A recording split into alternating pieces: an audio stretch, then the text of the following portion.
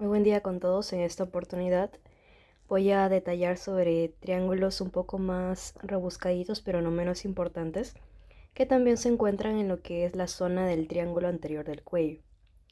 Entre ellos tenemos en primer lugar al triángulo de Farabeuf, justamente llamado así por su creador, Farabeuf. Sus límites vienen a ser los siguientes. En primer lugar, la vena yugular interna, que viene a ser toda esta zona que nosotros observamos en la parte de derecha.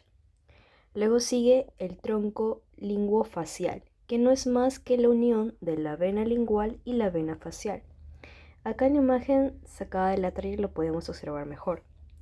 Esta parte de acá viene a ser el tronco de la vena facial común, se podría decir, y esta viene a ser lo que es la vena lingual. Entonces, esta unión de estas dos venas vienen a formar el tronco linguofacial en conjunto, así es simple. Por último, tenemos el nervio hipogloso, que viene a seguir todo su recorrido de esta manera, delimitando pues finalmente lo que es el triángulo de Farabeuf. Ahora, ¿cuál es su contenido? Su contenido viene a ser lo siguiente. En primer lugar, la bifurcación de la arteria carótida común en externa e interna. Acá tenemos la arteria carótida común, en este caso derecha, se divide en interna y externa. Así. Y es la externa, pues la que tiene sus diferentes ramas. En este caso tenemos la tiroides superior, la lingual, la facial, la cual vamos a hablar en un capítulo cuando hablemos ya de irrigación de los músculos de la cara principalmente. Y en segundo lugar tenemos a lo que es el corpúsculo y seno carotidio. Para esto consideré importante colocar estas imágenes en la parte derecha para que me puedan entender. Lo que viene a ser el seno carotidio no es nada más que esa parte que va a nacer en la bifurcación de la arteria carótida común, se podría decir en la terminación de la arteria carótida común, que viene a ser esta cosita de acá que se podría decir que sobresale un poco, como que yéndose hacia la arteria carótida interna. En toda esta bifurcación viene a estar el seno carotidio, que no es más que nada que una unión de lo que son varoreceptores, de lo que es la presión, es una dilatación en este caso que son sensibles a los efectos de los cambios de presión en nuestro cuerpo, en donde por ejemplo interviene la regulación de la presión arterial. Además también tenemos acá en relación a lo que es el glomus, corpúsculo o cuerpo carotidio como lo quieran llamar, que se encuentra en esta, a ver acá lo podemos observar, que se encuentra más que nada medial al seno carotidio. Acá tenemos pues la arteria carótida común, voy a ponerle otro colorcito para que se note mejor, a la arteria carótida común o primitiva, y pues se divide en este caso en una interna y en una externa. Entonces, es en esta parte de acá donde nosotros vamos a observar al seno carotidio, por acá más o menos. ¿Y cuál viene a ser lo que es el glomus, cuerpo, corpúsculo carotidio? Esta parte de acá, que viene a ser una zona más que nada, así como el seno estaba, se podría decir, en relación con varios receptores de presión, este glomus o cuerpo corpúsculo carotidio va a estar en contacto ya no con varoreceptores, sino con quimioreceptores. Es decir, los que se encargan de regular el oxígeno, regular el dióxido de carbono. Por ejemplo, como este está encargado de lo que son quimioreceptores, pueden estar estimulados, por ejemplo, lo que son episodios de repente hipercagnia, un aumento de dióxido de carbono en nuestro cuerpo, o de repente hipoxia, una disminución de oxígeno, y así. Siempre se va a ver afectado en cierta manera esta parte. E incluso en cirugía muchas veces esta parte del seno carotidio puede verse mucho más ensanchada. Y es aquí donde ya se viene a hacer lo que es una intervención quirúrgica. Entonces espero que esa parte haya quedado bastante claro. Y acá podemos observar, ¿no? En toda esta zona, acá tenemos al triángulo de Farabeuf, que contiene justamente a esta bifurcación de la arteria carótida común interna, externa, por acá encontraríamos al seno carotidio y por acá más medialmente al glomus o corpúsculo carotidio. Eso sería todo lo que respecta al triángulo de Farabeo. Ahora sí, hablamos de lo que es el triángulo de Beckler. Sus límites son los siguientes. Tenemos en primer lugar al músculo hiogloso, que como su nombre lo dice, se inserta en el hueso hioides, y cuando nos referimos a gloso nos referimos a la lengua. Entonces viene a ser toda esta zona de acá. Toda esta zona del músculo hiogloso se inserta en el hueso hioides, el cual también viene a ser un límite del triángulo de Beckler, y se dirige hacia la parte de la lengua. ¿Y cuál viene a ser su tercer límite? Viene a ser la unión del músculo estiloideo, que como su nombre lo dice, se inserta en la apófisis estiloides del temporal, que viene a ser este de acá. En esta imagen no se observa el hueso temporal, pero iría más o menos acá y se inserta como en una espinita del hueso temporal, la apófisis estiloides, más lo que es el vientre posterior del digástrico, que viene a ser esta zona de acá. Vientre posterior del digástrico. Ahí está, acá tenemos al tendón intermedio y este es el vientre anterior. Entonces, ahí tendríamos lo que es nuestro triangulito del triángulo de Beckler. Esta zona de acá. Ahí está. ¿Y cuál viene a ser su contenido? Viene a ser tanto la arteria lingual como lo que es el nervio hipogloso. Como podemos observar, el nervio hipogloso sigue su recorrido de esta manera. Más o menos por acá va a estar la glándula submandibular, la cual en este caso no se observa, está como extirpada. Igual sacada del libro de Laterjet, sigue su recorrido de esta manera y como pueden observar está dentro de ese triángulo de Beckler. Este nervio hipogloso incluso continúa formando otro triangulito acá que ya lo vamos a hablar de aquí, que es el triángulo de Pirogov. También he considerado importante colocar unas imágenes para que me puedan entender mucho mejor. Esta es sacada del Nether. Entonces acá tenemos lo siguiente. Vamos a hacerle un poco más de zoom. Ahí está.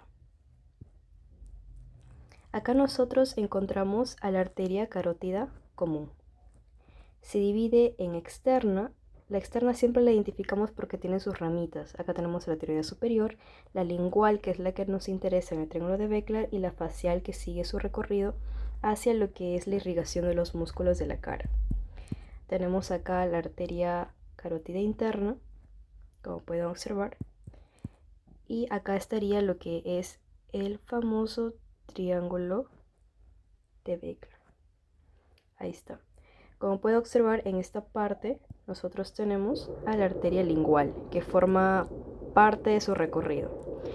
Acá tenemos al nervio hipogloso, de esta manera. Como puede observar, acá está oculto por la glándula submandibular, como les había comentado. Acá tenemos al músculo,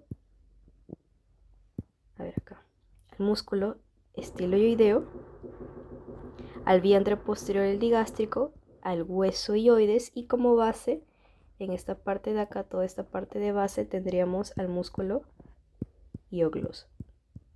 Y eso es todo, así de fácil. Igual lo podemos observar también en esta imagen para que tengan otra perspectiva. Tenemos acá al hueso hioides, acá como techito se podría decir tanto al estiloideo, que es este, con el vientre posterior del digástrico, que es este, y como base al músculo hiogloso. Como pueden observar, ¿qué tiene como contenido? Al nervio hipogloso, que es este, que sigue su recorrido, y a lo que es la arteria lingual, que es esta, que es la segunda rama de la arteria carótida externa. Ahora sí, continuamos con lo que viene a ser el triángulo de Pirogov. El triángulo de Pirogov viene a ser como la continuación que va siguiendo el nervio hipogloso en su recorrido y va a formar otro triangulito. ¿Cuáles son sus límites? Tenemos al nervio hipogloso, el número 12, que viene a ser este. Ahí está. En segundo lugar, al músculo miloioideo. Como su nombre lo dice, se inserta en la línea miloioidea, que se encuentra, se podría decir, en la parte posterior de la mandíbula maxilar inferior, y se inserta en el hueso hioides, viene a ser esta parte de acá, ¿no? Todo esto es el hueso hyoides. Y el miloideo viene a ser esta parte de acá. Entonces el miloideo, pero bueno, esta parte forma parte de lo que es el triángulo de Pirogov. Y como parte inferior, como base se podría decir, tenemos al tendón intermedio del digástrico, que viene a ser esta zona de acá. Todo este blanquito es el tendón intermedio del digástrico. Y ya está. ¿Y cuál viene a ser su contenido? La arteria lingual. De igual manera que en el triángulo de Beckler. Sigue su recorrido la arteria lingual y también la podemos observar en el triángulo de Pirogov. Además también de las venas linguales que vienen a acompañar a esta arteria lingual. Igual lo podemos apreciar de cierta manera en las imágenes que había colocado en la parte de abajo. Ahí está. Acá tenemos al tendón intermedio del digástrico como suelo al músculo miloioideo, que viene a ser toda esta parte de acá, como suelito. Como techito tenemos a lo que es el nervio hipogloso, más o menos de esta manera. Y ahí está. El triángulo de Pirogov. Y en la parte de acá, ¿se acuerdan? El triángulo de Beckler. Se podría decir que están contiguos nada más. Igual en la parte derecha podemos observarlo un poco.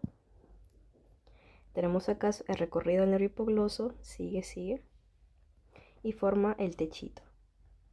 Acá tenemos al tendón intermedio del digástrico y ahí tendríamos nuestro triangulito. Ya está. Acá se acuerdan que teníamos al triángulo de Beckler, el cual contenía al nervio hipogloso. Y ya está.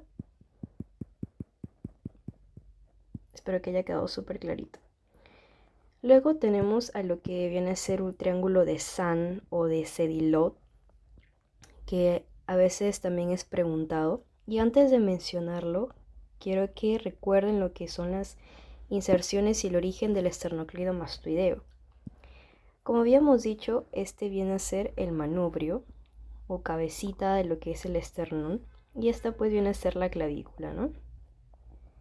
Entonces este esternocleido mastoideo va a tener dos cabezas, dos fascículos, una que viene a ser su cabeza external, que se inserta en el manubrio, sigue este recorrido, y su segunda cabeza, su segundo fascículo, se va a insertar en la clavícula, ¿no? Y luego se unen hasta insertarse en lo que es la apófisis mastoides del temporal y en la línea nucal del hueso occipital. Hasta ahí todo claro. Entonces, ¿cuál viene a ser ese triángulo de Sand? Esta zona de acá. Ese triangulito que ustedes observan entre las dos cabezas, tanto de la cabeza externa como clavicular, viene a ser el triángulo de Sand o de Sedilot. Triángulo de Sand o de Sedilot. Y ya está. Espero que haya quedado súper claro. Entonces lo vamos a mencionar acá nuevamente. Tenemos límites, cara superior de la clavícula. Esta parte es una imagen sacada del atlas. Luego el fascículo external del esternocleido mastoideo, este. Y luego el fascículo clavicular, que viene a ser este, ¿no? Y ya está. ¿Y cuál viene a ser su contenido, su importancia? ¿Qué contiene el nervio frénico? ¿Se acuerdan que el nervio frénico forma parte del plexo cervical profundo? Entonces sigue su recorrido de esta manera y se puede observar también en lo que es el triángulo de Sand o de Sedilot. Sigue este recorrido y se observa también para esta parte.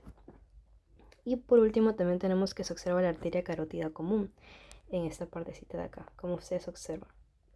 Sigue la arteria carótida común, en este caso es una derecha, que se bifurca en una interna y en una externa. Ahí, tal cual. Entonces eso sería todo por el video de hoy. Espero que haya quedado súper entendible todo y nos vemos hasta un próximo video.